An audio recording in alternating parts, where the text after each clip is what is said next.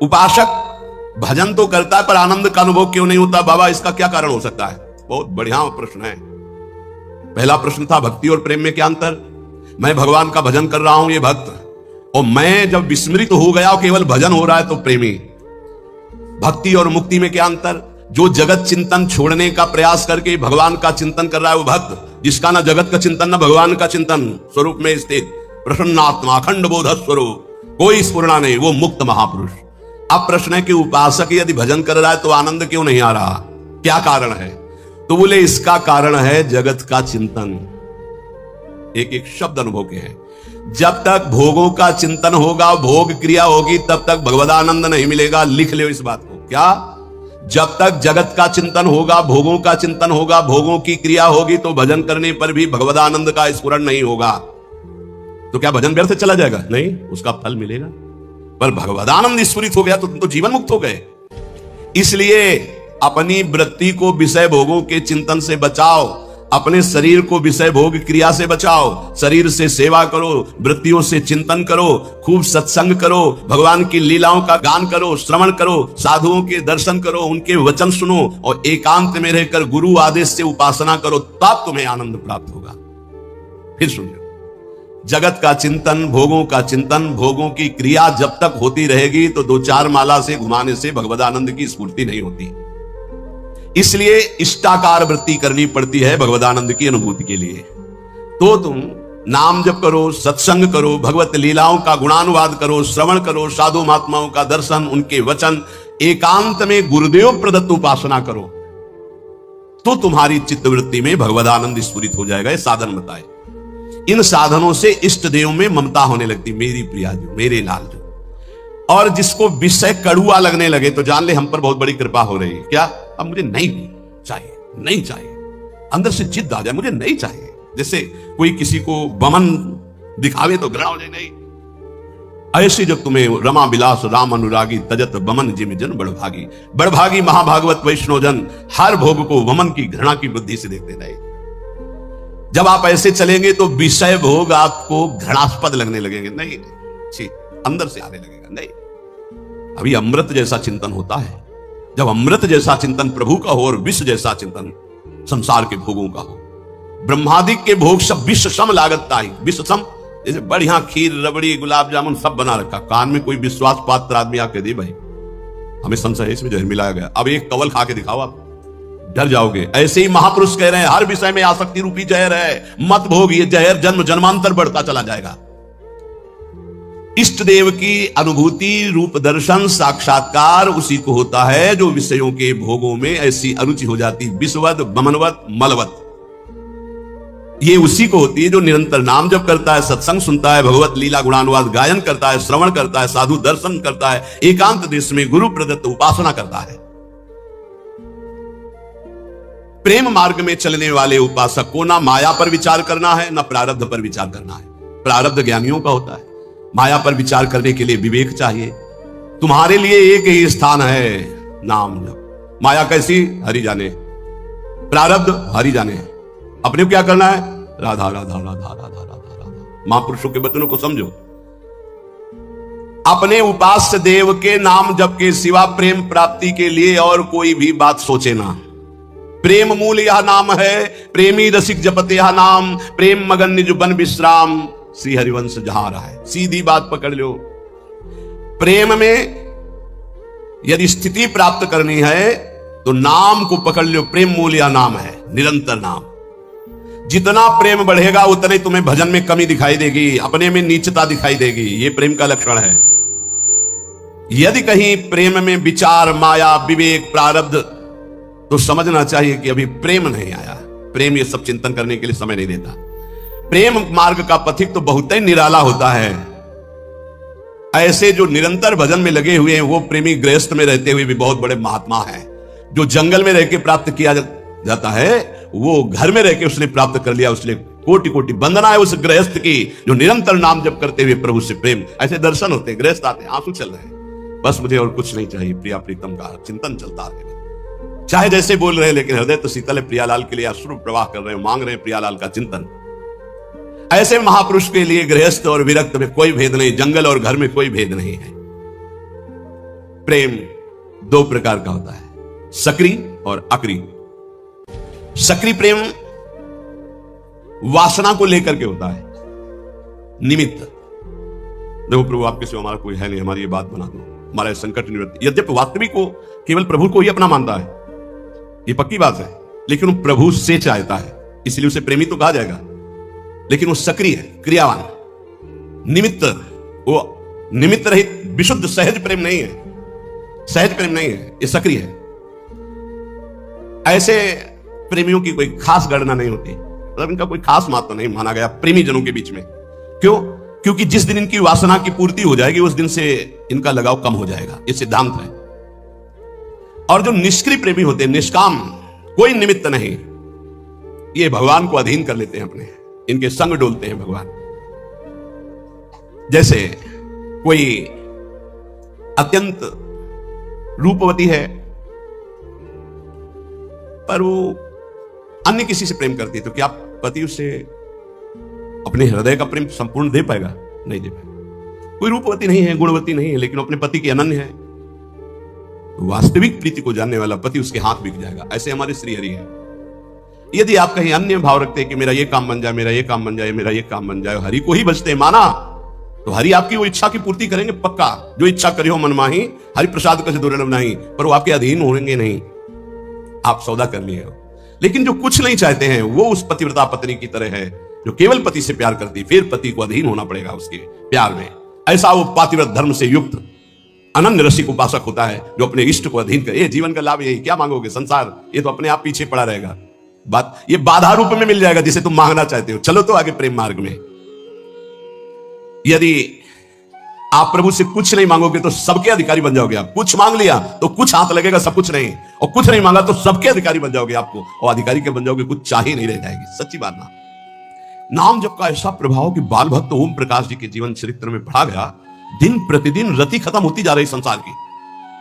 गजब की बात है कि 74 दिन तक कोई खान पान नहीं, सशरीर भगवान का आलिंगन प्राप्त किया। सशरीर, ऐसा नहीं कि कोई चिदानंद दे से, उसी शरीर से आलिंगन प्राप्त किया और फिर सखा भाव से मुक्त हो गए। आज भी उनकी समाधि बनी हुई चामुंडा के सामने। नाम जप, स्कूल से शुरू किया नाम जप, और ऐसी उच्च कोटि की कम अवस्था में स्थिति प्राप्त कर ली। नाम जप में बड़ी अपार सामर्थ्य है। पर हमें लगता है कि प्रभु से यदि ना मांगा जाए तो बहुत ज्यादा लाभ मिल जाएगा। हम लोग बहुत कमजोर हृदय की मांग कर बैठते हैं। कई बार ऐसी परिस्थितियां आती हैं कि साधक को विश्वास नहीं रहता, विश्वास ही नहीं रहता, जिससे बड़ी भयावह परिस्थिति आने वाली है, और उसको लगता है पता नहीं भगवान जानते कि नहीं जानते, सुना कि नहीं सुना। हे भगवान, आप ये काम बना दो, बस आप इस विकट परिस्थिति से निकाल दो नाथ, बस जीवन भर भजन करेंगे आपका, प्रभु प्रभु आप बचा लो बचा लो। तो जब बच गया तो आप देख लेना, वो जो आपकी प्रीति थी प्रभु से कम हो गई, आपका जो अपनापन था वो कम हो गया।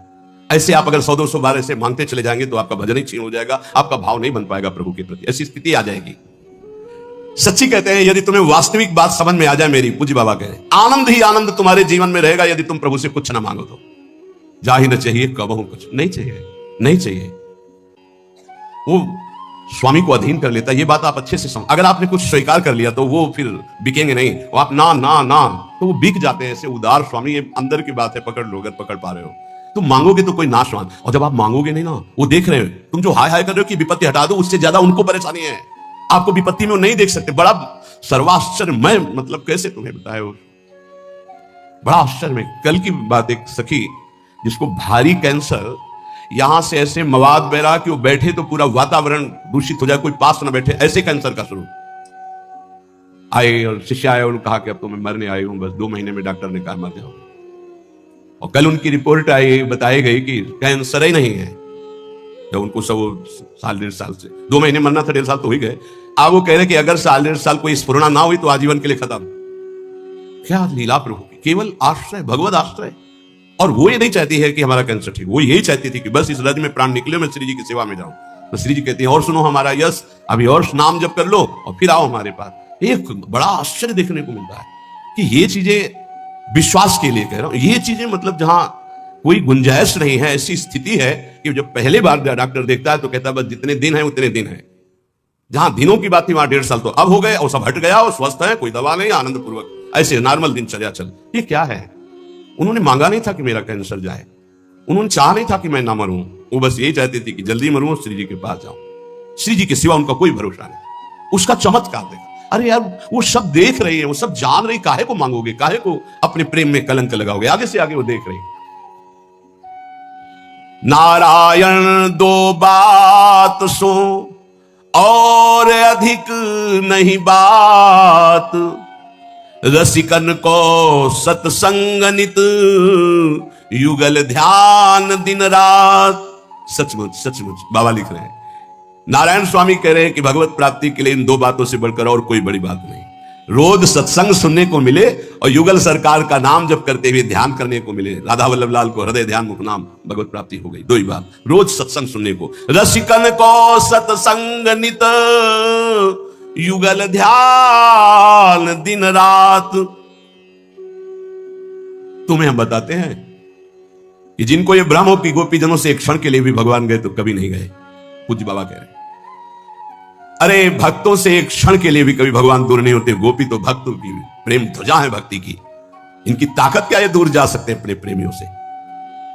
आप ये समझ लो कि आज भी जो भक्त भगवान के सिवा किसी से अपना परिचय नहीं रखते, भगवान उनसे एक क्षण भी दूर नहीं। और फिर वृंदावन तो इनका घर है, वृंदावनम परित्यज्य पाद्मैकं न गच्छति, तो कैसे कहा जा सके। भक्त के अधीन भगवान है, ये वैसी भक्त की बात है जो कभी भगवान से कोई मांग नहीं करता है, उन भक्त की बात है। आप देखना चाहते हो कि वृंदावन में भगवान साक्षात यहां विराजमान है, अपना संबंध किसी से मत रखो, न देह से और न देह भोगों से, न देह संबंधियों से। अगर मिल ना जाए तो कहना। उन गुरु जी का नाम रघुवंशी, शायद रघुवंशी या कुछ ऐसा ही नाम, ये जो धर्म सम्राट करपात्री जी का विद्यालय, संस्कृत विद्यालय है, जो बड़े बड़े महापुरुष जन उनसे पढ़े हैं, उनका ऐसा ही नाम। वो पहली बार जब काशी से वृंदावन आए, बड़े ही महाभागवत, नाम जापक, धर्म मर्यादा के अनुसार, गुरु रघुवंशी को क्या ऐसे स्मरण हमें नहीं है। वो जब आए वृंदावन, तो उस समय और वृंदावन का स्वरूप लता पता सब, तो सीधे पहुंचे जुगल घाट। ये रोड नहीं बना हुआ था, तो उधर से ये पता चला कि परिक्रमा मार्ग में है कहीं, तो यहां था करपात्री जी का, तो युगल घाट पहुंच गए। वहां जब पहुंचे तो अंधेरा होने लगा था, तो सोचा किससे कुछ, वहां कोई दिखाई नहीं दे रहा। तो पहली बार आए थे, नया नया खुला था धर्म सम्राट करपात्री जी का है जो संस्कृत विद्यालय, उसमें आचार्य रूप में आए थे। देखा एक पीतांबर पीत वस्त्र धारण किए हुए हाथ में, जैसे गुरुकुल में पढ़ता हुआ विद्यार्थी। गुरु जी दंडवत, दंड। हमें लगे कि गुरु जी तुमको जानना चाहते हो। बोले आप मैं विद्यार्थी हूं, सेवा कुंज में रहता हूं। को क्या पता क्या सेवा कुंज? अच्छा, वहां कोई गुरुकुल होगा? नहीं, वहां मेरी सेवा रहती है, वहां सेवा में रहता हूं, विद्यार्थी हूं। तो गुरुजी आपको जो संस्कृत विद्यालय में जाना है वो मैं जानता हूं। अच्छा, उसी की तो खोज कर रहे थे। आओ कच्चा रास्ता, ये आप जाओगे 500 कदम के बाद आपको मिल जाएगा। तो उनका तुमसे मिलना चाहे तो कभी, गुरुजी हमारी सेवा रहती है सेवा कुंज में, आप कभी आके मिल लेना। ठीक। अब वो गए, जब वहां पहुंचे तो उनको बार बार वो शब्द गुरुजी गुरुजी गुरुजी, बार बार वो मृदु शब्द। तो वहां जो कुछ विद्वान ब्राह्मण उनसे कहा कि मैं एक बार उस विद्यार्थी को धन्यवाद देना चाहता हूं, मैं बहुत व्यथित था कि मुझे कैसे। तो सेवा कुंज उसने बताया है। तो वो लोग आए से, ये तो श्री जी का यहाँ तो आसपास कोई विद्यालय नहीं, आसपास तो भगवान की प्रेमियों के वास हैं और भगवान के श्री विग्रह विराज।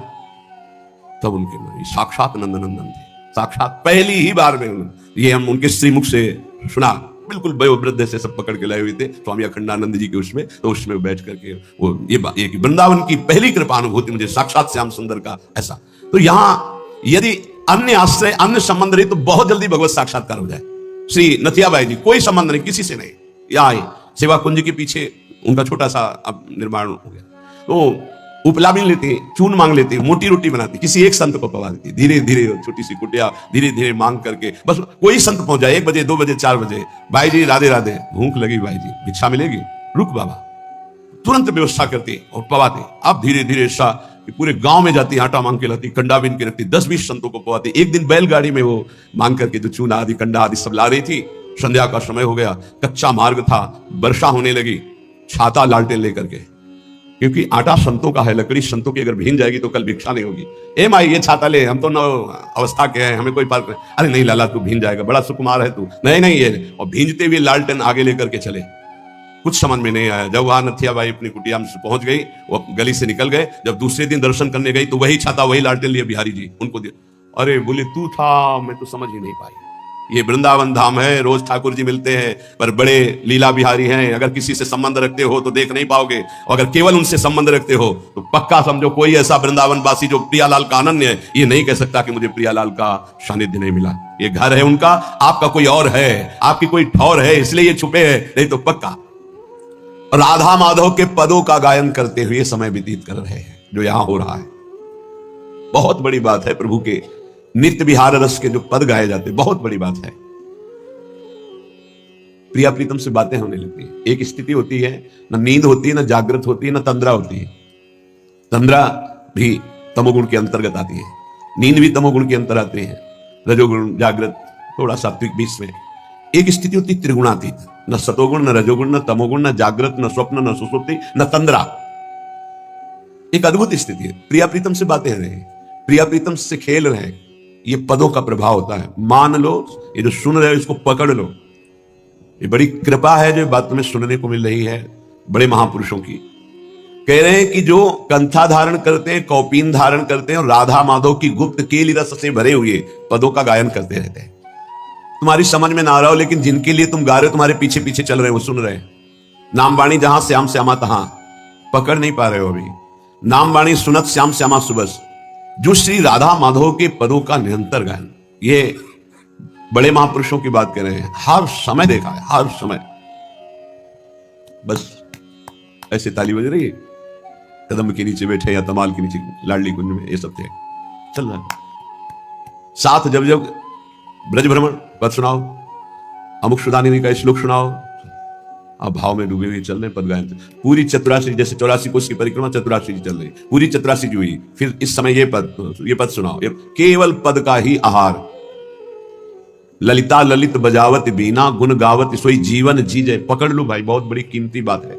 ये जो पद आचार्यों के द्वारा ये बहुत बड़ी सिद्धि प्रदान करते हैं, बहुत बड़ा लाभ प्रदान करते हैं। नित्य एक बार यदि वृंदावन रस विलास का नित्य विहार का मंगल गा ले तो कभी अमंगल नहीं हो सकता। प्रथम यथामति प्रणवो श्री वृंदावन अति रम्य, श्री राधिका कृपा बिनु सबके मनन अगम्य, वर यमुना जल सींचन दिन ही शरद बसंत, विविध भांति सुमनस के सौरभ अलिकुल मंत, अरुण नूत पल्लव पर पूजत को किलकीर, निरतन करत सिखी कुल अति आनंद अधि। पूरा पद है ये पद जानते हो, नित्य विहार का मंगल है।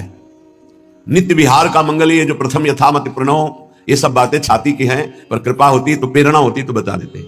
इसका यदि रोज गायन करो 10 मिनट में हो जाएगा। अगर आप ऐसे गाओगे भाव से तो 15 मिनट बहुत लगेंगे। 15 मिनट गा लीजिए, आजीवन। अगर रोज गा रहे हो, आजीवन के लिए लोक परलोक के सब अमंगल नष्ट हो जाएंगे। आपके जितने पूर्व पाप हैं सब भस्म हो जाएंगे, आपके वर्तमान की जितनी गलतियां सब क्षमा हो जाएंगी। आखिरी पंक्ति है, अति उदार वे भी सुंदर, सुरत शूर सुकुमार, जैसे हित हरिवंश करो दिन दो अचल विहार। आपका अचल विहार दर्शन में सेवा करने में प्रवेश हो जाएगा एक पद।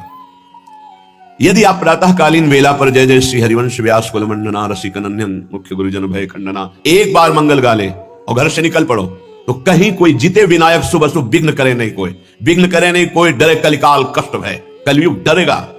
आप विचार कीजिएगा, अगर हमारी बात श्रद्धा पूर्वक मान लीजिए और नित्य कीजिए। 2 मंगल गाइए, एक नित्य विहार मंगल प्रथम यथामति प्रणवो और एक आचार्य मंगल जय जय श्री हरिवंश व्यास कुल मंडना। फिर आप देखो आपकी दिनचर्या कैसी आबाद होती है, कैसे मंगल जागृत होता है। और वो भगवान की माया है, सुनोगे कान से निकाल दोगे, उसे पकड़ नहीं पाओगे, वही पकड़ेगा जो कृपा पात्र है। श्री राधा माधव की गुप्त केली रस से भरे हुए अद्भुत पदों का गायन करते हैं। क्या सौभाग्य, शरीर में वृंदावन की रज लगी है।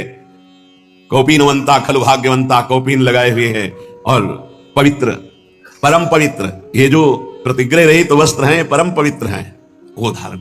एक प्रार्थना है उपासकों से, जब तक आपका वस्त्र शरीर रक्षा के लिए समर्थ है तब तक दूसरा वस्त्र मत लो। क्यों लेते हो? 2 कौपीन, 2 मार्किन नीचे पहनने के लिए, ऊपर के 2 वस्त्र बहुत, बस। इसके अलावा बक्सा नहीं होना चाहिए कि तह लगा करके, नहीं, ये गलती ना होने पावे जीवन में।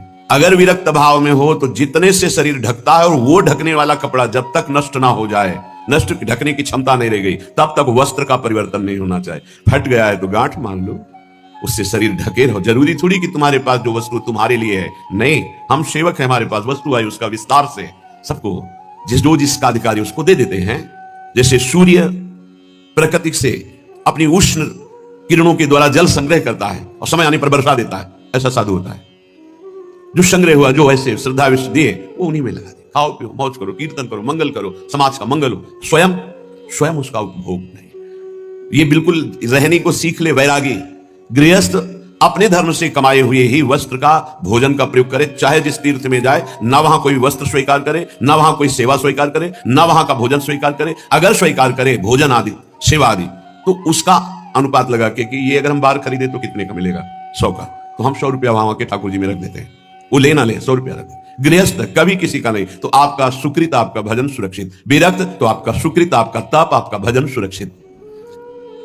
जो श्रीपाद कह रहे हैं, फलम वा मूलम वा किमपि दिव शांति कवलयन, 24 घंटे में एक बार शाम टाइम, फलम वा मूलम वा किमपि दिव शांति कवलयन, फल मूल अथवा अन्न आदि कुछ भी मिल जाए 24 घंटे में एक बार पेट भरने के लिए पर्याप्त है।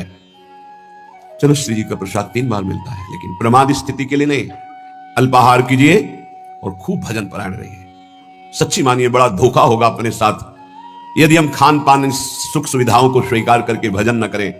प्रिया प्रीतम के पद, प्रिया प्रीतम की सेवा, प्रिया प्रीतम के चिंतन से जो सेकंड क्षण रहित गया, हानि हरिवंश के नाम अंतर परे, लाभ हरिवंश उच्चरत बानी। तब सुख हरिवंश गुण नाम रसना रटत, और बहुवचन अति दुखदानी। वाणी से निकले तो प्रिया प्रीतम के पद, प्रिया प्रीतम का नाम, प्रिया प्रीतम की बात, नहीं तो और बहुवचन अति दुखदानी। और कुछ बोलोगे फंस जाओगे, माया तुम्हारे चित्त को विक्षेप में डाल देगी। फलम वा मूलम वा किमपि दिव शांते कवलयम।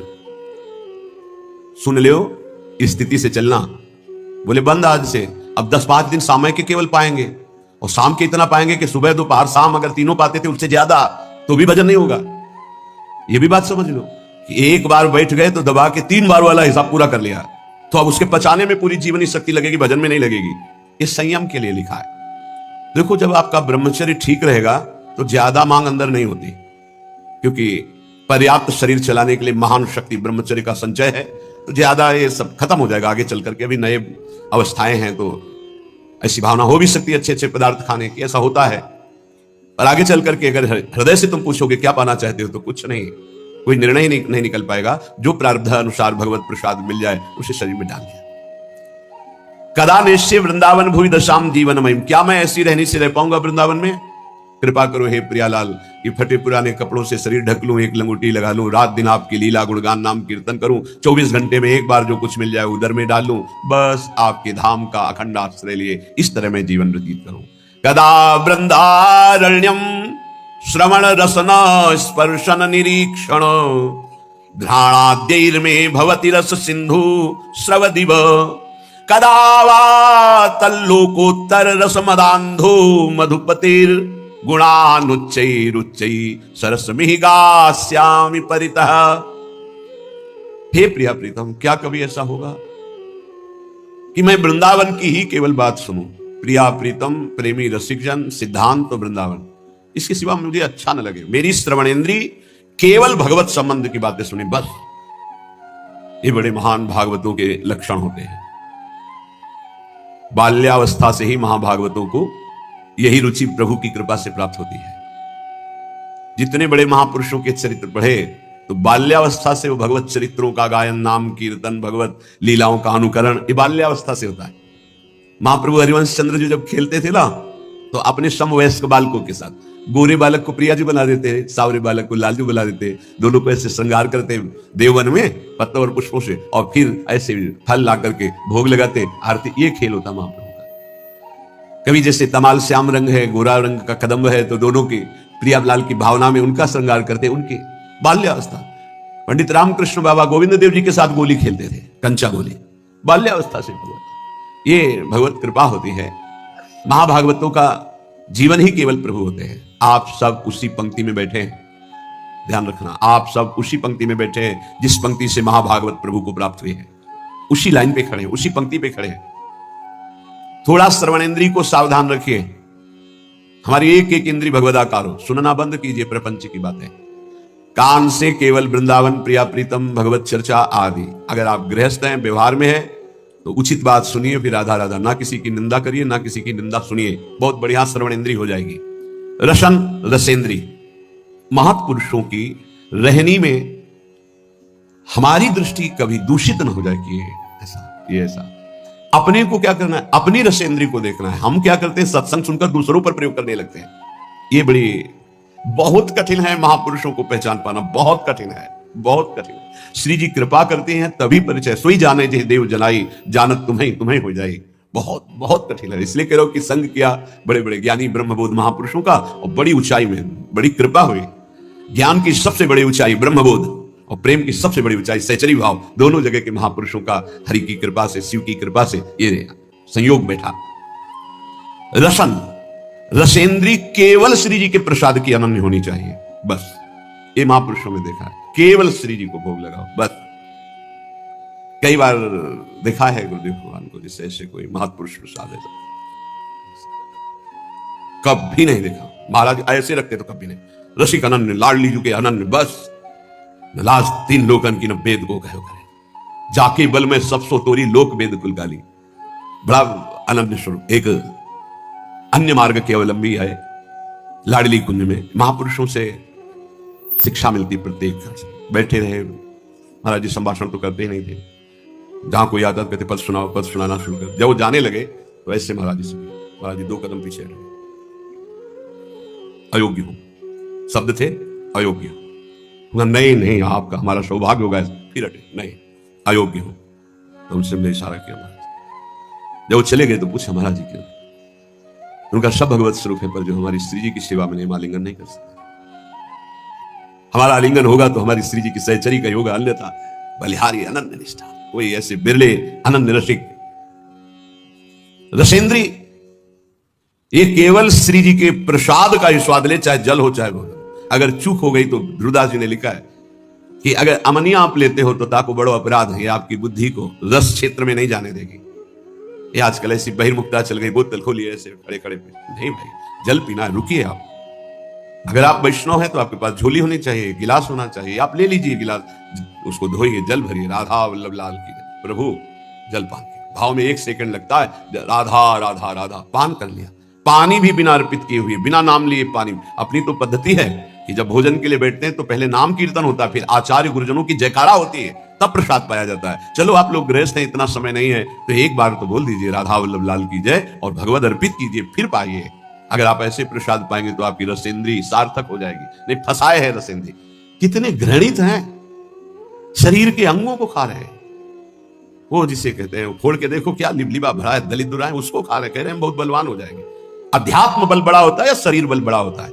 जीत के दिखाओ काम क्रोध लोभ मोह मद मत्सर को। ये भक्षाभक्ष खाने वाले जीत के दिखाओ तो तुम्हें महावीर समझे। अगर कोई जीता है आज तक इन शत्रुओं पर तो अध्यात्म बल से जीता। शारीरिक बल से तो रौंद देंगे तुम्हें। क्या शारीरिक बल? जे गिर शरण दे हनुमंता, चले उसगा पाताल तुरंता, जिमे अमोघ रघुपति करबाना, यही भांति चले हनुमाना। ये वीरता आती है नाम भगवान का निरंतर चल रहा है, सात्विक भगवत पार्षद में अध्यात्म बल से। ये इधर उधर जीव जंतुओं को उबाल करके बेचारे बलहीन पशुओं को भक्षण करना, इन राक्षसी वृत्ति से थोड़ी बल आता है। अभी रसेंद्री की तृप्ति के लिए भाग रहे, कौन बना रहा है कोई मतलब नहीं है। होश में रसेंद्री को शासन में नहीं रखोगे, भजन नहीं होने वाला। इधर उधर के भोजन पाओगे, भजन नहीं। बहुत कीमती मनुष्य जीवन में भगवत साक्षात्कार कर लो। सत्संग हो रहा केवल अध्यात्म के लिए, मनोरंजन की कथाएं नहीं है। इंद्रियों को संयम में रखिए, बचिए ऐसे आहार से जिसको तुम जानते नहीं, परिचय नहीं है तुम्हारा। बनाने वाला कौन है जिसको पता नहीं। बहुत सावधान। हमें लगता है कि बहुत जानकारी से पहले कहा जाता था पानी पियो छान के गुरु करो जान के, ऐसे कहा। हमें अब लगता है उल्टा करना चाहिए, गुरु करो छान के। एक एक गुण अवगुण की छान बीन करो पूरी, और पानी पियो जान के। कौन है, कहां का है, कैसे आचरण का है, कौन सा पानी दे रहा है, कौन से गिलास में दे रहा है, उसी में शराब पिया उसी में पानी दे रहा है। बहुत जानकारी करके सच्ची मानिए, आज जो भजन में उन्नति नहीं हो उसका कारण खान पान विभाग है। रुचि ही नहीं हो सकती ऐसे अपवित्र भोजन करने वाले को भगवान में।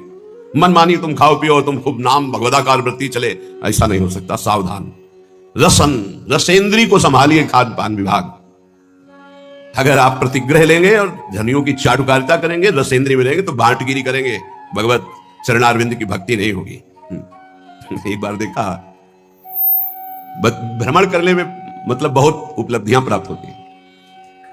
सेठ जी गिरधा लगाए तखत में बैठे मूंगफली खा रहे हैं, प्रवचन करता आके चौकी पे बैठे उनको सुना रहे हो जी, बीच बीच में खोपड़ी शास्त्र का अपमान और उसके प्रवचन का अपमान हो रहा है, और ये धनी केवल समझ पा नहीं रहा, इसकी दुर्गति पक्की है, कार्य हो रहा, भागवती दिखाई दे रहा है। अरे उसको ऊंचे पे बैठा, तू नीचे बैठ, हाथ जोड़कर एकाग्रता पूर्वक मौन होकर के इस अमृत का पान कर। लेकिन रजोगुण, धन, ऐश्वर्य, और वो मूर्खतावश समझ नहीं रहा कि केवल लिफाफा 2105,000 का मिलेगा, और ऐसे आचरण। बहुत सावधान, ये सत्संग है। स्पर्श होता है सुखद, दुखद या शरीर भोग, एक तो त्वगेंद्रिय का सुख होता है स्पर्श सुख। उपासक सावधान, स्पर्श सुख में जितने भी कोमल मुलायम वस्त्र हैं इनको नहीं स्वीकार करना चाहिए जानबूझकर, वैरागी को। और गृहस्थ को अपने अर्थ के अनुसार सात्विक वस्त्र धारण करने चाहिए। विरक्त को ऐसा कोई भी बड़ा कीमती, बड़ा सुखद, जितने से काम चल जाए उतने से, पक्का समझो। भगवान को प्राप्त करना है तो ये नियम बना लो, कम पैसे की चीज का प्रयोग करना, कम चीज का प्रयोग करना, जितने कम पैसे वाली से काम चल जाए उतने से अपने को चलाना, जरूरत पड़े तो दूसरे के लिए सुख संविधान कर देना, अपने वैसे ही रहना।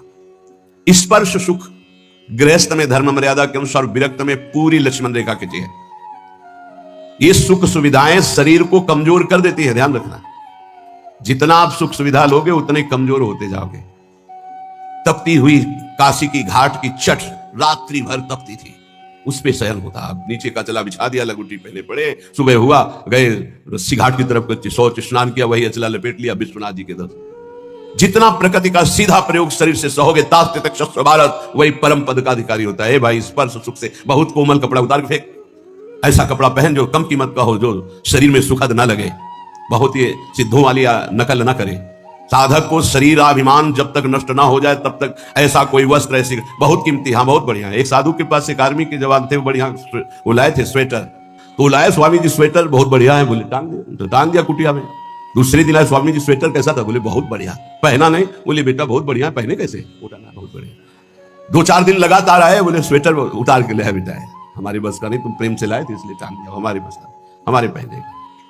चंदन का पलंग, चंदन का, संतों के पास ऐसा।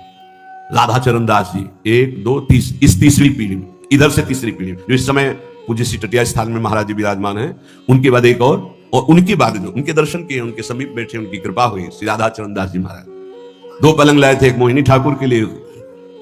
दूसरे दिन आज सुनना चाहते हैं, जो धनी मानी को देते ना, तो केवल भाटगिरी करवाना चाहते। क्या सुनना? कैसा था महाराज? अरे बहुत बढ़िया, जिंदगी में हमने नहीं देखा, ऐसा सुनना चाहते हो। क्यों? क्योंकि वो देहाभिमानी जन अपना यश कभी नहीं, साधु महात्मा जो भगवत मार्ग के प्रतीक है, भाटगिरी नहीं करते। आए दंडवत, जय जय। कैसा रहा पलंग महाराज? चंदन का है। बोले कल बताया था चंदन का है। अभी तो हमारे जो पूर्वाचार्य महांतर हैं, एक रात्रि वो शयन करेंगे भाव में, फिर 10 दिन बाद फिर आए। कैसा रहा महाराज? बोले अभी तो रखा, हम तो शयन किया नहीं, राधा चरण दास। फिर चले गए, फिर अगले दिन अब तो महाराज शयन। कैसा रहा? वो कहलाना चाहते थे, हो भाग्य, चंदन का पलंग। तो कहो रे लाओ, जो सेवक मैदान में डालो, केरोसिन डालो, आगे लगा दे। ऐसा रहा। और कहा दोबारा जो है चटिया स्थान में आप मत आना, राधा चरण दास जी। क्यों? ये संतों की रहेंगे। एक बार कोई बहुत बड़ी नृत्यांगना जो है गए, परिचय दिया गया कि अमुक हैं, बॉलीवुड में भी और ऐसे यहाँ के भी ऐसे। तो बोले नाचना चाहती हैं। तो बोले जानते हो किनकी सभा है? ये ललिता सखी की सभा है, जहां बिहारी बिहारी नाचते। जा वहां को नाच देखेगा, जा यहां से। ऐसे भगा दिया। जो इस समय संसारी पुरुष जो है ना, साधुओं की भावना को नहीं समझते। यहां जब तक आप नाम जप नहीं करोगे, दैन्य नहीं होगे, तब तक आप श्री जी के सामने गा नहीं सकते हैं। यहां जो गायन बजायन, अगर आप एक पद गा लिए हो ना, तो महारानी जी की बड़ी कृपा है। श्री जी का नाम नहीं, गुण नहीं चलो, ये नहीं। तो यहां स्पर्शन, श्रवणेन्द्री, रसेंद्री, ये बहुत ध्यान देने योग्य बात है कि अपने को अपनी महारानी जो, अपने लाल जो, बस दूसरी चर्चा नहीं। जो दैन्य होके आया रोवा वहां, तो हमने देखा यहां पास हो गया।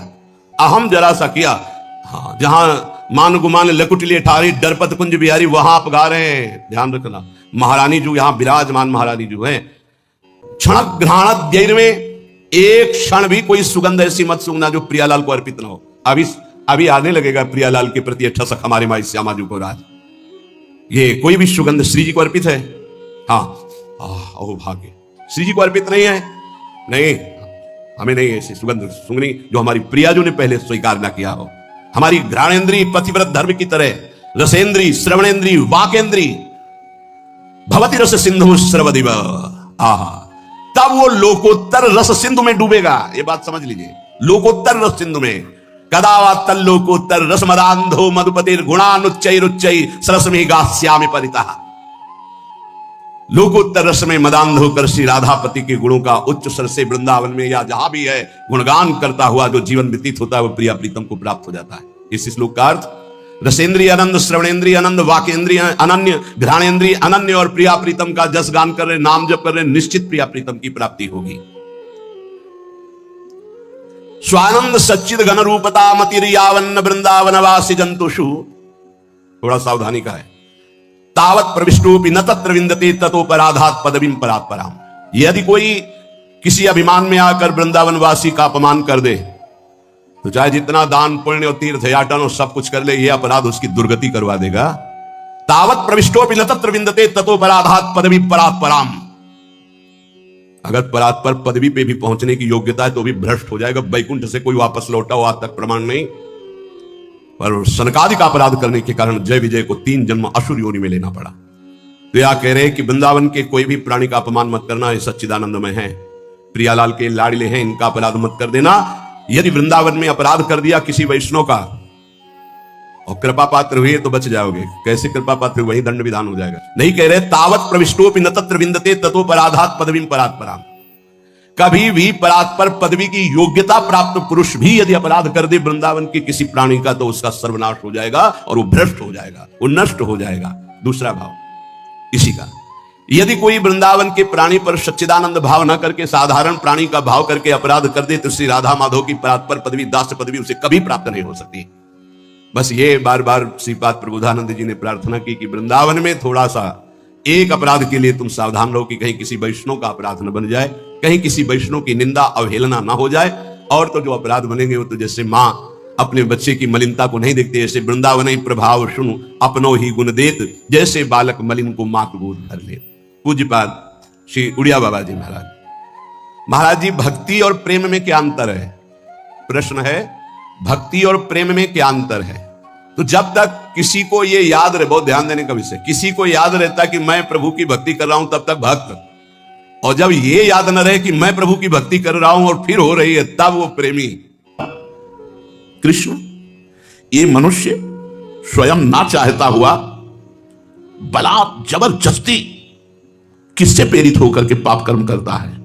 अथ केन प्रयुक्तोयम पापम चरति पुरुषः अनिच्छन्नपि, यद्यपि इच्छा नहीं है, विवासने बलाद्यु नियोजिता, बलात् जबरदस्ती उससे जैसे कोई करवा रहा हो। वो कौन है? जो ना चाहते हुए भी जबरदस्ती पाप कर्म करा रहा है। ऐसा लगता है मैं तो चाहता नहीं था, मेरी ये खोपड़ी में कौन बैठ करके करवा दिया। हे कृष्ण, किससे प्रेरित होकर पापाचरण करता है? तो भगवान कह रहे हैं कामेश क्रोधेश रजो गुण समुद्भवः महासनो महापापमा विद्धेनमि वैरिणम। हे अर्जुन, ये रजोगुण से उत्पन्न होने वाला काम और उसी से उत्पन्न होने वाला क्रोध, ये काम कभी ना घाने वाला, भोगों से कभी तृप्त होने वाला नहीं, ये महापापी है। जो हमसे पापाचरण होते हैं वो काम इच्छा से होते हैं, राम इच्छा से नहीं होते। कोई शरणागति में ये ना सोच ले कि ये जो हमसे व्यभिचार हो रहा है, ये जो गंदी बातें हो रही हैं, कठपुतली वाला नचाने वाला वो हमको नचा रहा है पापाचरण, माना कठपुतली हो लेकिन राम के हाथ की नहीं, काम के हाथ की। अभी शरणागति राम की नहीं है, श्याम की नहीं है, अभी काम की शरणागति है। ये महापापी है। इसको ही तो इस विषय में वैरी जान। पाप कर्म होने लगे तो समझना चाहिए कि इस समय में भगवान की शरणागति से विमुख हूं और काम रूपी शत्रु ने मुझे अपने अधीन कर लिया है, और ये जो क्रिया करवा रहा है, ये काम करवा रहा है, भगवान नहीं, और इसका फल है नरक।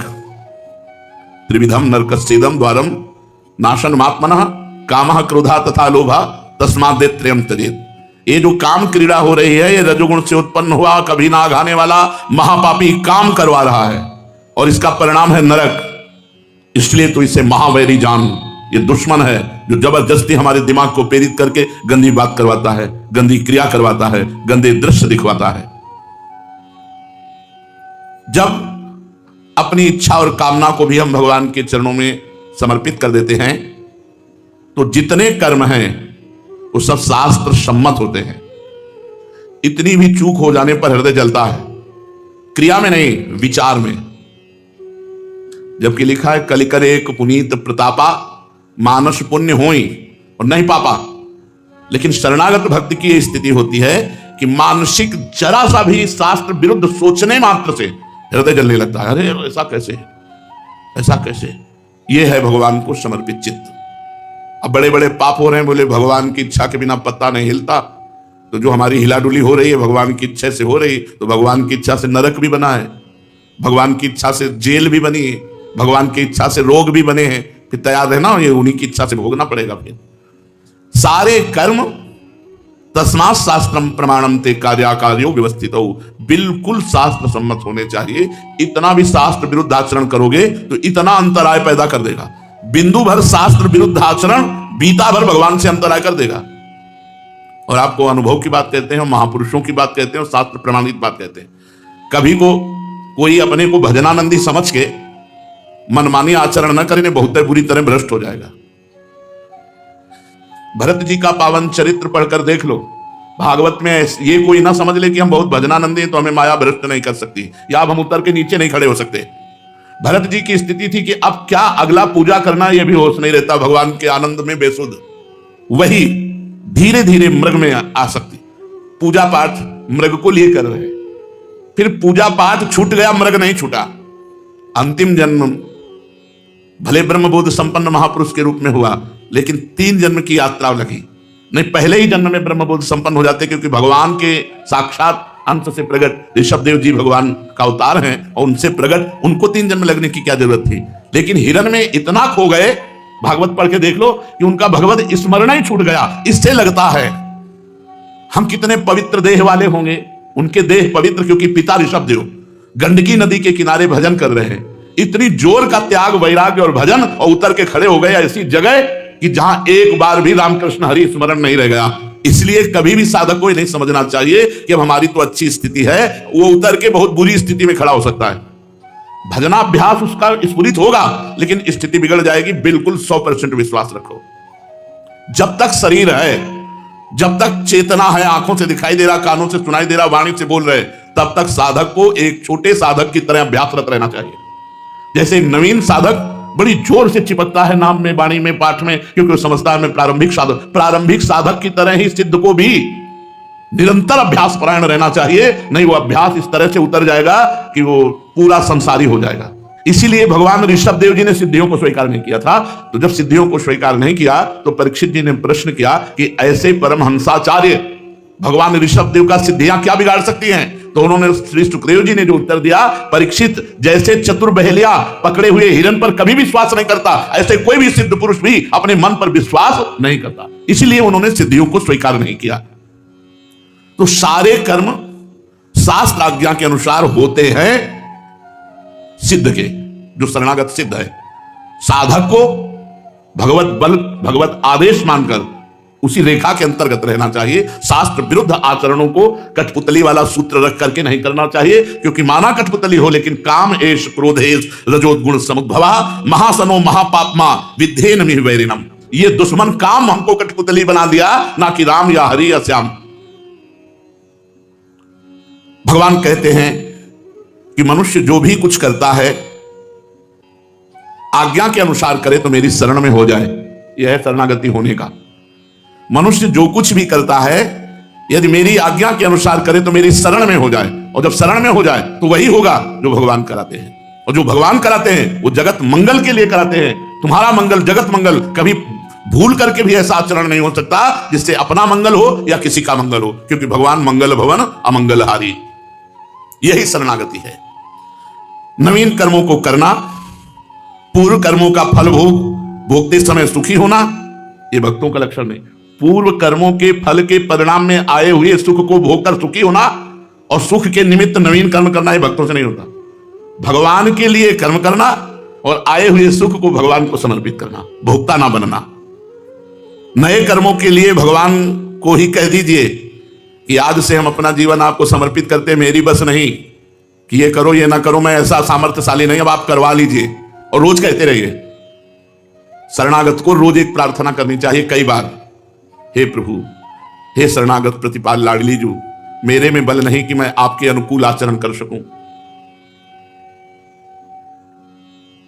आप ही हमें बल दीजिए जिससे मैं आपके अनुकूल कर सकूं। मेरे में बल नहीं है कि मैं आपके अनुकूल आचरण कर सकूं। और हे प्रियालाल, जो मन वचन कर्म से आपके प्रतिकूल आचरण हुए हों उन्हें क्षमा करो। आप बड़े उदार हो, बड़े कृपाल हो। हे शरणागत भय हारी, ये जीवन आपको समर्पित हो और ये यंत्रवत वैसे ही आचरण हो जैसे आपकी रुचि हो। रोज प्रार्थना करना चाहिए, एकांत में अपने प्रभु से रोज आर्तभाव से प्रार्थना करना चाहिए। हे प्रियालाल, मेरे में सामर्थ्य नहीं कि मैं आपके अनुकूल आचरण करूं। हे प्रियालाल, आप मुझे सामर्थ्य प्रदान करें कि मैं आपकी इच्छा के अनुसार, शास्त्राज्ञा के अनुसार आचरण करूं। हे प्रियालाल, हमारे द्वारा जो मन वचन कर्म से प्रतिकूल आचरण हुए, हे परम उदार कृपालु, आप क्षमा कीजिए। हे शरणागत भक्त भयहारी, हे प्रभु, आप मुझे स्वीकार कर लीजिए, मैं जैसा हूं। आप बुद्धि लड़खड़ा के अगर चरणों में न गिर जाए तो कहना।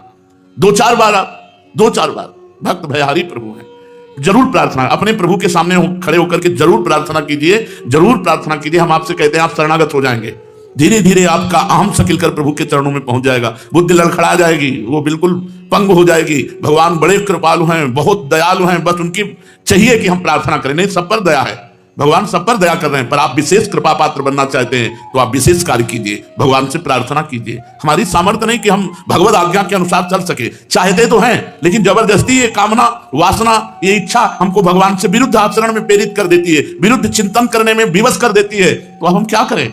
हम प्रार्थना करें, भगवान को पुकारें और उनसे बल प्राप्त करें। भगवान की शरण में होने से भगवत प्राप्ति निश्चित है। हर समय भगवान का नाम स्मरण रखना है। और जैसे गुरु प्राथमिक बालक को हाथ पकड़कर लिखाता है, लिखो का, खा, गा, घा, जैसा लिखवाता वैसा वो लिखता है। ऐसे ही हर समय अनुभव करो, भगवान मेरे साथ हैं, मेरी जो क्रियाएं हो रही हैं भगवान के द्वारा कराई जा रही हैं, मैं नहीं कर रहा हूं, भगवान के द्वारा। पर ध्यान रखना, इसका भेद करके पीछे वर्णन किया गया है। प्रभु को साथ रखें, प्रभु का नाम जप करें और बुरे काम, जो चारों वेदों को कंठस्थ किए हैं, छह न्याय, वैशेषिक, सांख्य, योग, मीमांसा, वेदांत का संपूर्ण ज्ञानी है, लेकिन वो नाम जप नहीं करता है। बस ये बात हमें देखी है, इसी में चले हैं। नाम जप नहीं करता और व्रत भी करता है, तीर्थ भी स्नान करता है, तपस्या भी करता है, तो सुनि सहमत पच मरे करे तन छाम को। पच पच के मर जाए तो भी वो अपने मन को भगवदाकार नहीं कर सकता। ये पक्का। ये भाई, शायद है आप लोगों में कोई ऐसा हो जो इनमें प्रवेश पाए हो, ऋग्वेद, सामवेद, अथर्ववेद, यजुर्वेद या न्याय शास्त्र, वैशेषिक शास्त्र, सांख्य शास्त्र, योग शास्त्र, मीमांसा शास्त्र, वेदांत शास्त्र। इसके बाद व्रत तीरथ तप सुनि सहमत पच मरे करे तन छाम को। वो व्रत भी करते थे, रोज गंगा स्नान, रोज देवाराधन, रोज वेदांत अनुशीलन, बड़े अच्छे वयोवृद्ध हो चुके। फिर उन्होंने कहा, मैं पर्दा करके नहीं बोल रहा हूं, खुला बोल रहा हूं, सच्ची बोल रहा हूं कि मेरा मन बहुत चंचल है और अशांत है, धन्य है। इस समय जो गोस्वामी जी कह रहे हैं कि सहमत पच मरे करे तन छाम को, चाहे उपवास करके शरीर छीड़ कर दे, पच पच कर मर जाए, तो भी बिना नाम जप के स्थिति नहीं आ सकती। पक्का, इसलिए पक्का कि इसी मार्ग में चला, इसी मार्ग में। जैसे कागभूषुंड जी महाराज कह रहे कि सकल कर्म करि थक्यो गोसाई और सुखी न भयो आज की नहीं, पायो परम विश्राम राधा राधा राधा।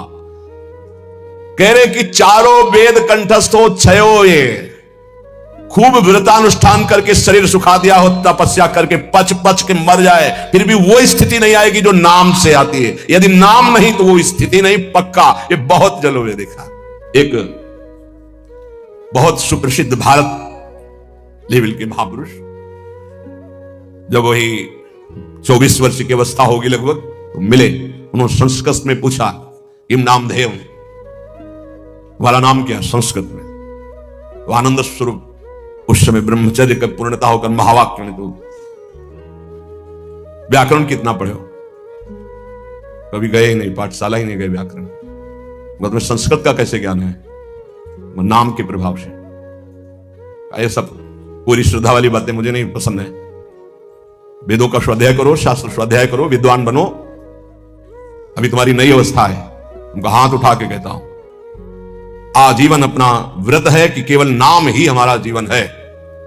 अब इसके आगे हम कुछ पढ़ना नहीं चाहते।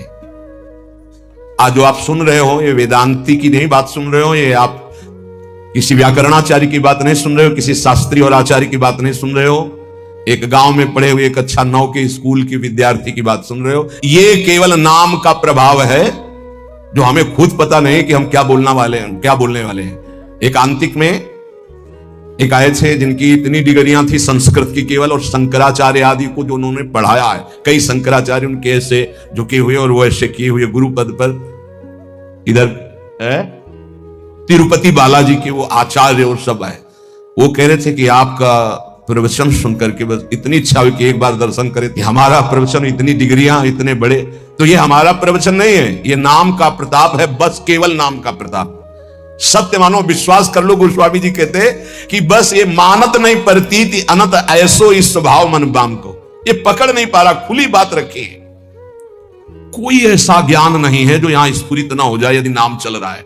किसी भी जिस क्षेत्र की कभी चर्चा नहीं सुनी, कभी गए नहीं, कभी देखा नहीं, उसका प्रश्न होता है और ऐसा श्री जी उत्तर दे देती है कि बाद में पूछते कोई संशय, बोले कोई संशय नहीं। और जब हम उसको उत्तर सुनते हैं खुद, तो हम श्रोता बन के सुनते हैं, वक्ता कोई और था। केवल नाम, नाम मान लीजिए। तो कह रहे कर्म जाल कलिकाल कठिन, आधीन सुसाधित दाम को, ज्ञान विराग जोग जप तप भय लोभ मोह को काम को। गजब कर दिया। गोस्वामी जी कह रहे हैं ये सब साधन करके पच पच करके मर जाओ, अगर नाम जप नहीं कर रहे तो जो स्थिति चाहिए वो नहीं आएगी। कर्मकांड कर लो, कलयुग है, धन की लालसा रखोगे, जो बोलोगे जो करोगे उसके अंतर में होगा धन। भगवान की चर्चा, भगवान का नाम, भगवान की महिमा अमोघ अनंत। तो तुमको कहां विश्वास है प्रभु पर? तुम किसी व्यक्ति के देने से चल रहे हो, प्रभु पर यही ज्ञान विराग हम नहीं कह रहे, गोस्वामी जी कह रहे, जोग जप तप भय लोभ मोह को काम, कर्म जाल कलिकाल कठिन, आधीन सुसाधित दाम को, विश्वास एक राम नाम को। ये दशा क्यों है? विश्वास नहीं है प्रभु पर। किसी ने प्रश्न किया एकांतिक में कि मैं भगवत चर्चा करता हूं, नाम कीर्तन करता हूं, उसके बदले में भेंट लेता हूं और परिवार का पोषण करता हूं, क्या दोष है? कदापि नहीं। तय मत करो। आप नाम कीर्तन भगवत चर्चा करते हो, अगर उसमें चढ़ गया उससे परिवार का पोषण करो। लेकिन अगर जबान से हमने 1 घंटा कीर्तन किया और कह दिया कि हमें 100 रुपया दे दो, तो हमने 1 घंटा कीर्तन की कीमत 100 रुपए में बेच दी। ये नहीं करना, हमें तय नहीं करना। कौन मानने के लिए तैयार है बात? वही जिसको भरोसा केवल प्रभु का है। ये नहीं कि ऐसे प्रवक्ता थे नहीं या है नहीं। पूज्य श्री रामचंद्र जी डोंगरे जी महाराज लाखों की हृदय वृत्ति में आज भी जो पूर्व सुने हैं छाए हुए महाभागवत, केवल कथा से मतलब, केवल कथा से मतलब। सामने ठाकुर जी आंखों में अश्रु और भगवत चर्चा की, उतर के चल दिए। जो कभी कुछ चढ़ा तो जहां चढ़ा वहीं वो जिन्होंने करवाया वो जाने, वो गौ सेवा में लगाए, मंदिर में लगाए, वो कभी ऐसे कभी एक नहीं। जो अन्न उदर में प्रसाद में चला गया बस वही। भगवान सबका भरण पोषण करते हैं, भगवान पर विश्वास। बेचे ही वेद धर्म दुहिले ही, इसका कहीं भी स्थान नहीं है। ये श्री कृष्ण देने वाले, विश्वास कर लो, विश्वास श्री कृष्ण देने वाले हैं। कह रहे हैं, ये गोस्वामी जी कह रहे हैं कि आज का ज्ञान भी दाम पे आधारित है। ज्ञान भी थोड़ा बुरा लगेगा, कड़ुआ लगेगा, महापुरुषों के वचन है, पर बुरा और कड़ुआ अगर हम छुपाते चले जाएंगे तो सत्य को कौन समझेगा? ये सत्संग है। जो दामों से बिकता है वो अध्यात्म नहीं होता। अध्यात्म कभी दामों से नहीं बिका है। ऋषियों के समीप दूर्वांकुर या पुष्प लेके गए और प्राण समर्पित किए, तब वेद उनको मिले। ये समर्पण का है। गीता जी भगवान का साक्षात स्वरूप है। वो कह रहे हैं मय्येव मन आधत्स्व मयि बुद्धिम निवेश है। मेरे में मन अर्पित करो, बुद्धि अर्पित करो, तुम मेरे में वास करेगा। भगवत प्राप्ति का सीधा सरल उपाय। भगवान एक दान मांग रहे हैं कि तुम मन बुद्धि मेरे को दे दो, बस वही बात है। मन बुद्धि को लगाने के लिए भगवत चर्चा हो रही और भगवान हमें देख रहे हैं।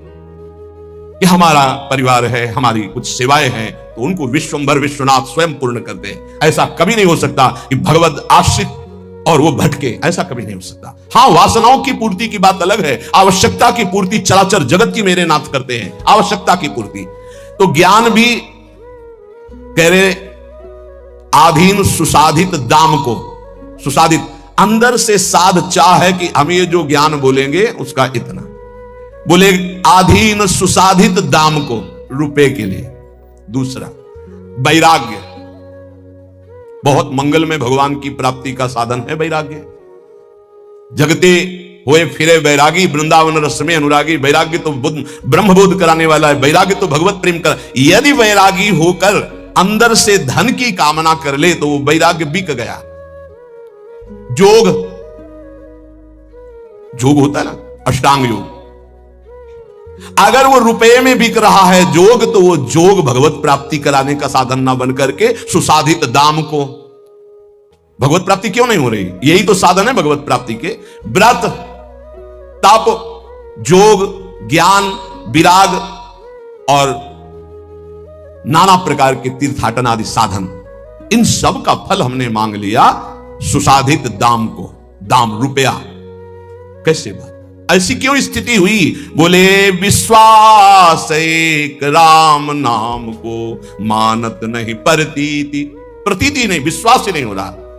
आप जितना निष्किंचन रहेंगे, माया भगवती वैभव उतना ही फेंक देंगे, क्या करोगे वैभव? ये माया का जादू का तमाशा भगवत प्राप्ति में बाधक है। भगवान उतना ही कृपा करके दे जितने से उदर पूर्ति हो जाए, खूब चक्क भजन हो, ये जीवन का सार है। और भगवान के चरणारविंद का विश्वास, भगवत प्रेम प्रदान करने वाला विश्वास, वो हम खो गए। मानत नहीं प्रतीति, प्रतीत माने विश्वास। अनत सोई स्वभाव मन बाम को, ये आंतरिक बात है, ऑपरेशन है आंतरिक। सब दिन सब लायक भव गायक रघुनाथ गुण ग्राम को, बैठे नाम काम तरु तर डर कौन घोर घन घाम को। अरे भाई, सब दिन सहायक, सब लायक, भव समुद्र से पार करने वाले माया के पति भगवान के गुण और नाम का गायन कर रहे हो, तो साक्षात महाकल्पतरु के नीचे बैठे हो। अब तुम्हें कोई भी धूप ताप शोक संकट स्पर्श कर सकता है? कदापि नहीं। विश्वास रहे, विश्वास हो जाए तो हित ध्रुव जो विश्वास है तवहीं सुधरे बात। ना तरु माया पंथ में फिरे जो टक्कर खात, बिन विश्वास भगति नहीं ते बिन द्रवहि न राम। राम कृपा बिन सपने जीवन अल्लाह विश्राम। कदम कदम पे उसकी व्यवस्था देखी है, कदम पीछे चले व्यवस्था आगे चली है, जीवन भर उसको देखा है, जीवन भर। कैसे कैसे बता, एक एक कदम पे प्रभु का दुलार, वो किसी एक के लिए नहीं, सब पर मोरी बराबर दया। बराबर दया है, केवल आप भगवान से विमुख होकर के देख रहे। बहुत पीड़ा होती है जब भगवान का दास कहलाकर किसी से आस रखी जाती है। भगवान का दास कहलाकर किसी व्यक्ति से आस रखना बहुत बुरा कलंक है शरणागति में। कभी ऐसा ना करें। ये ज्ञान वैराग्य जोग जप तप, ये उस महापदवी की प्राप्ति के लिए जो कहीं किसी को नहीं प्राप्त हो सकता, उसको बेचने के लिए नहीं है। बहुत सावधान, कहीं अपने साधन को ना बेच देना, कहीं अपने ज्ञान को ना बेच देना, वैराग्य को ना बेच देना, नाम को ना बेच देना, किसी भोग के लिए, किसी पदवी के लिए, किसी नाना प्रकार की सुख सामग्री लौकिक के लिए। गोस्वामी जी कह रहे हैं, जो श्री प्रभु के गुण गाते हैं, प्रभु का नाम कीर्तन करते हैं, वो महाकल्पतरु की छाया में बैठे हैं। उनको कौन ऐसा है, संकट ताप कौन ऐसा है जो स्पर्श कर सकता है? ये विषयों की चकाचौंध उनके आंखों को लुभायमान नहीं करती, जिनकी जिह्वा पे राधा राधा राधा ऐसा नाम चल रहा है। वो अज्ञान के वशीभूत विषयों में भटकने वाले प्राणी नहीं होते, जिनकी जिह्वा पे नाम चल रहा है। इसलिए सब साधन एक तरफ और नाम। बैठे नाम काम तरु तर डर कौन घोर घन घाम को। राम राम कृष्ण कृष्ण हरि हरि राधा राधा। मान लीजिए ये बहुत बड़ी साधना का फल है जो आपको विश्वास हो जाए नाम पर। को जाने को जय है जमपुर, को सुरपुर पर धाम को। तुलसी बहुत भलो लागत जग जीवन, राम गुलाम को विश्वास एक राम नाम को। क्या पता है तुम्हारे आचरण नरक ले जाएंगे? कभी सोचा है अपने आचरणों का? कभी चिंतन किया है कि पीछे जो आचरण हो गए उनका परिणाम क्या होगा? बड़े पुण्यात्मा तो स्वर्ग जाओगे, फिर तुम्हें यही मृत्युलोक में ही पटका जाएगा। लेकिन परम धाम को जाने के लिए नाम, नाम, जितना नाम जप करो पक्का परम धाम आपको जाना है, पक्का। कोई तुम्हें नहीं रोक सकता नाम जापक को। तुलसीदास जी कहते हैं धन्य है उसका जीवन जो भगवान का दासत्व लेकर नाम जप कर रहा है। कली नाम काम तरु राम को, दलनिहार दारिद दुकाल दुख, दोष घोर घन घाम को, कली नाम काम तरु राम को। कलयुग में नाम ये कल्प वृक्ष है, कोई भी दरिद्र नहीं सह सकता यदि नाम जप करेगा। तो आप कहोगे नाम जप वालों को तो प्रायः ऐसा नहीं देखा गया जैसे आप कहते हो। दरिद्र कौन है? अरब खरबपति भी दरिद्र है। क्यों? उसकी बहुत बड़ी मांग है, वो लाखों में संतुष्ट होने वाला नहीं है, उसको अरबों खरबों चाहिए, बड़ा दरिद्र है वो। उसकी अंदर की वासना इतनी बढ़ी हुई है, वो एक सीमा में नहीं है, आज ये कल वो भोगा, परसों वो भोगा। दरिद्र है वो, बाहर से बहुत चिकना चुपड़ा वस्त्र और रूप दिखाई दे रहा, अंदर से गंदगी भरी है। मनमानी आचरण करते हुए धन का चिंतन होना, 1 अरब 1 खरब, इससे ये बड़े दरिद्र है। वो 1 रुपया मांगकर फुटपाथ में बैठकर जी रहा है, वो छोटा भिखारी है। वो करोड़ों में संतुष्ट नहीं हो रहा, वो बड़ा है। दरिद्र कौन? जिसका संतोष धन नष्ट हो गया है, जो भगवद आश्रय रहित है, वो दरिद्र है। कोई भी हो, चाहे वो त्रिभुवनपति इंद्र क्यों ना हो, समझना है। महान कौन? धनी, जिसके हृदय में भगवान का नाम चल रहा है, संतोष है। तो सुरपति नरपति लोकपति तिनके भावे घास, और रहे परम आनंद में तज सबही की आस। डर और चाह ये दो जिसकी मिट गई वही बादशाह। डर और चाह ये दो जिसकी बनी हुई है वही माया का गुलाम। डर और चाह ये 2 शब्द देख लीजिए, अंदर झांकिए, ये बैठे हुए हैं। डर और चाह, जिसकी डर मिट गई, निर्भय निर्भय निडर हो गया, और चिंता चाह मिट गई, वही भगवान का दासत्व प्राप्त किए हुए नाम जापक होता, चाहे गृहस्थ हो चाहे विरक्त हो। दलनिहार दारिद्र, वो दरिद्र नहीं हो सकता। सुदामा जी दरिद्र थे क्या? जैसे कह देंगे फटा पुराना कपड़ा पहना करके हम सुदामा जी को दिखाए कि सुदामा जी ऐसे। सुदामा जी जैसे धनी अरे कोई त्रिभुवन में बिरले होते हैं। दरिद्र वो है जिसके पास नाम रूपी धन नहीं है, जो असंतोषी है, जो भोगी है, विषयी है, वो दरिद्र है। जो निष्कामी है, जो जितेंद्री है, जो भगवान नाम जापक, उसे दरिद्र कहा जा सकता है। दलनिहार दारिद्र, हे अखिल कोटि ब्रह्मांड नायक, जिनके सामने आकर के बैठा हुआ है वो बड़े धनी। अजित को जीत लिया जिन्होंने, उनको तुम गरीब कह सकते हो? उनको तुम दरिद्र कह सकते हो? नहीं, दरिद्र वो है जो वासना के भूत में भटक रहे हैं, जो भगवत अनुराग से तृप्त हैं, वही सबसे बड़े धनी हैं। दलनिहार दारिद्र दुकाल दुख। आहा, गोस्वामी जी कह रहे हैं दुकाल दुर्भिक्ष, पूरा संसार सही पूछो तो जो भगवदानंद से रहित हो सब दुर्भिक्ष में है। कौन तृप्त हुआ है आज तक भोगों में? बता दो। कोई सम्राट, कोई भी त्रिभुवन का जो भगवान से विमुख हो, संतुष्ट हो। महाराज ययाति ने अपनी जवानी भोगी, अपने बेटे की जवानी भोगी लेकर के, लेकिन तृप्त हुए क्या? तब उन्होंने लिखा एक भगवत विमुख अजितेंद्रीय पुरुष को विश्व की समस्त स्त्रियां, समस्त जो धान्य भोग सामग्री मिल जाए तो भी वो तृप्त नहीं हो सकता। यह है दुर्भिक्ष, यह है दरिद्रता। नाम जापक हृदय से इतना संतोष धन प्राप्त करता है कि उसमें दलनिहार दारिद्र, दरिद्रता का नाश हो जाता है। दुकाल दुर्भिक्षता का नाश हो जाता है। क्या? कैसी भी परिस्थिति हो, नाम जापक के हृदय में किसी अन्य का भरोसा, अन्य की चाह नहीं हो सकती।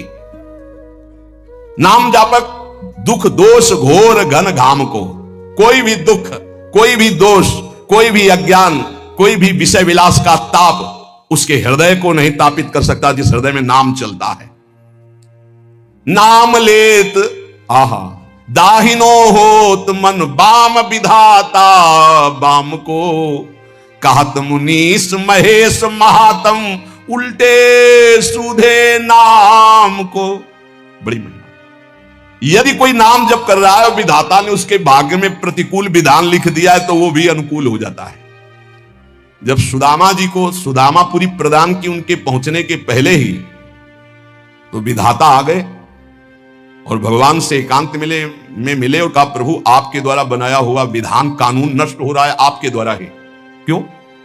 बोले सुदामा जी के भाग्य में लिखा था 6 श्री। 6 श्री का मतलब होता है लक्ष्मी का नाश।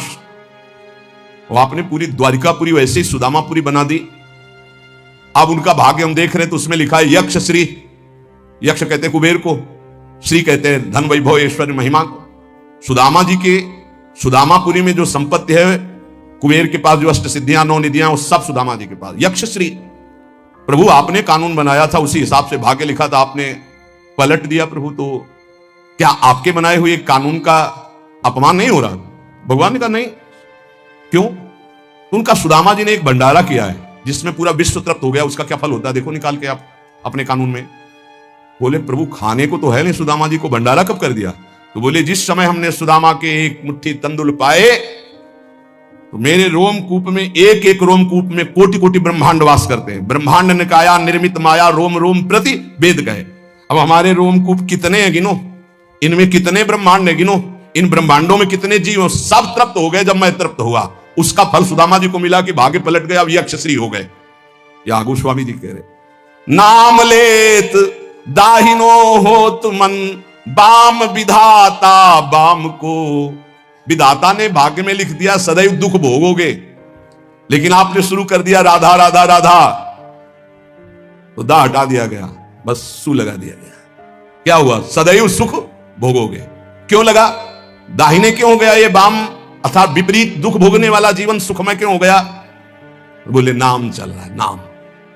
गोस्वामी जी ने कहा कि जब तुलसी राम का नहीं था तो कोई दरवाजे पे खड़ा नहीं होने देता था कि अभागी पैदा होते ही मां को, फिर दासी को, धाय मां को, ये खड़ा रहेगा तो कोई ना कोई घटना घट जाएगी, उसके दरवाजे पे इतना भागी है।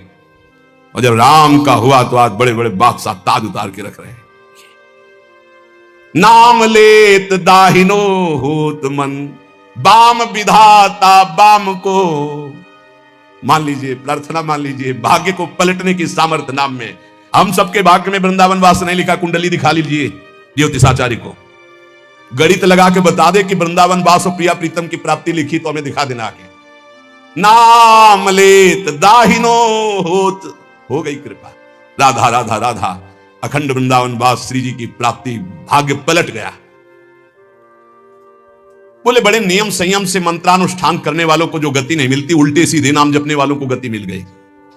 बिना नहाए धोए इसके लिए कोई नियम नहीं है। जब उठो राधा राधा राधा राधा, शौचालय में तो राधा राधा, बाहर तो राधा राधा राधा राधा, परम पद की प्राप्ति। अपवित्र पवित्रो वा सर्वावस्थांगतो विवाह या स्मरेत पुंडरीकाक्षम स्वायाभ्यंतरा शुचि, भीतर और बाहर से परम पावन कर देने वाला नाम।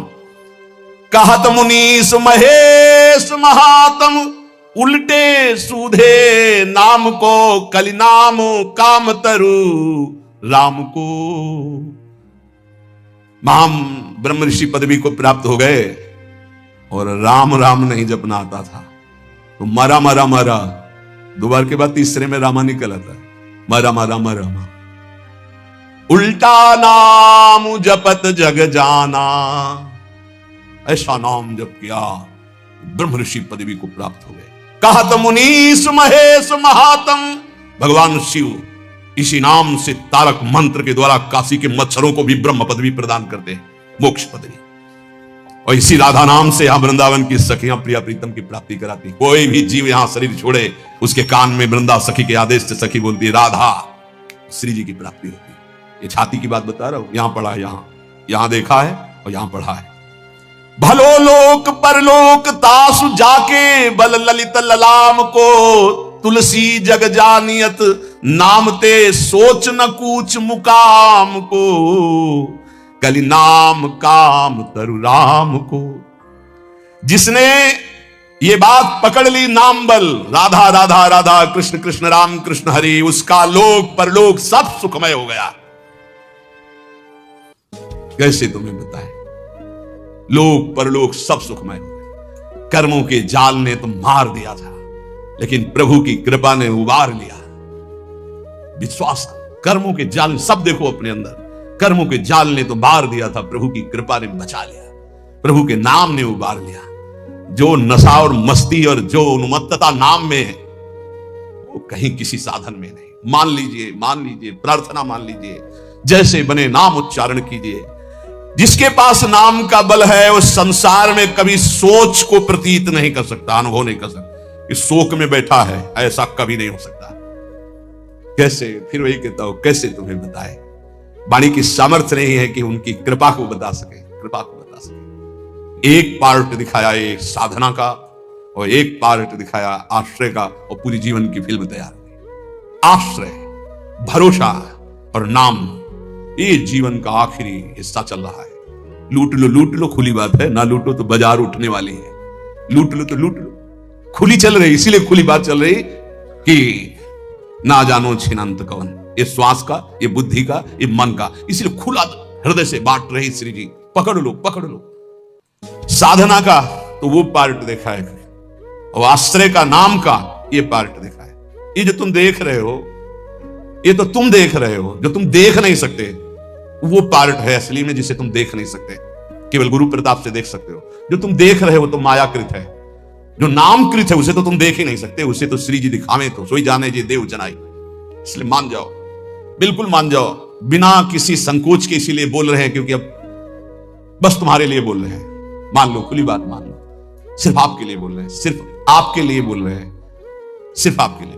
आप पकड़ लीजिए, राधा राधा राधा, सब शास्त्रों से इसलिए प्रमाणित करके बोल रहे हैं। चारों वेद कंठस्थ है, 6 शास्त्रों का ज्ञान है, लेकिन नाम जब नहीं है तो कुछ नहीं भाई। नाम जब है कुछ नहीं आता है तो भाई ब्रह्म समाना। भगवान के अवतार के पहले भगवान की लीला रच दी नाम के प्रताप से। भलो लोक परलोक, हरिवंश महाप्रभु, इह परलोक इह लोक परलोक, सकल सुख पावत मेरी सो भैया कृष्ण गुण संचु। भलो लोक परलोक तासु जाके बल ललित ललाम को, नाम बल जिसके है लोक परलोक सब मंगल हो गया। तुलसी जग जानियत नाम ते, सोच न कूच मुकाम को। जो हमारा मुकाम है ना, वहां जाने का अब ये सोच नहीं रह गया कि ये सामग्री नहीं, वहां कैसे जाऊंगा। क्यों? नाम। तभी आपको कहते हैं कि राधा राधा, ये आपको निकुंज पहुंचा देगा, परम धाम पहुंचा देगा, मोक्ष पदवी दिला देगा, जो चाहोगे मिल जाएगा। वृंदावन की भूमि से बैठकर कह रहे हैं सत्य, परम सत्य। इस चक्कर में मत पड़ो कि बाहर के लोग इसको नहीं जानते, नहीं जानते, क्योंकि बहुत कीमती है। लालजू के प्राणों का छुपा हुआ धन है ये राधा नाम। श्री जी ने प्रेरणा की तो खुले दरबार बट रहा है। महिमा तेरी कहा कहूं श्री हरिवंश दयाल, ये तेरे द्वारे बटत हैं सहज लाडली लाल। ये लाडली लाल इसी राधा नाम पे हैं। राधा राधा जपोगे मिल जाएंगे। राधा नाम है जीवन हमारा, राधा नाम प्राण आधार है, राधा नाम है कर्ता विधाता, राधा नाम पालन हार है। राधा राधा नाम सबका पूज्य है, राधा नाम का ही पूजन करें, राधा नाम के ही ध्यान से हम शुद्ध अपना मन करें। राधा नाम के जप ध्यान से प्रेम बढ़ता जाएगा, राधा नाम ही हमें प्रेम में निकुंज में पहुंचाएगा। पूरी की पूरी शुरुआत से लेके अंत तक, निकुंज तक, ये राधा नाम ही तुम्हारा खर्चा है, तुम्हारा राधा नाम ही मुकाम जाने का पास है। गोस्वामी जी कह रहे तुलसी जग जानियत नाम ते, सोच न कूच मुकाम को। मुकाम असली ठिकाना, असली ठिकाना प्रिया प्रीतम के चरणारविंद। बोले आप सोच नहीं है। बोले क्यों? बोले नाम है हमारे पास, राधा राधा राधा नाम है हमारे पास। यमराज जी अपने पार्षदों को बुलाया, नरकपुरी के जितने पार्षद हैं, और उनको कहा ए भाई, अगर इनके पास तुम गए तो तुम्हें यह समझ लेना चाहिए कि हमारा अपराध और हमारे स्वामी श्री हरि का अपराध कर रहे हैं। जिभ्यान वक्ति भगवद गुण नाम ध्येयम, चेतश्चन स्मरति तच्चरणारविंदम, कृष्णाय नो नमति यच्छिर एकदापि, तानानयध्वमसतो कृत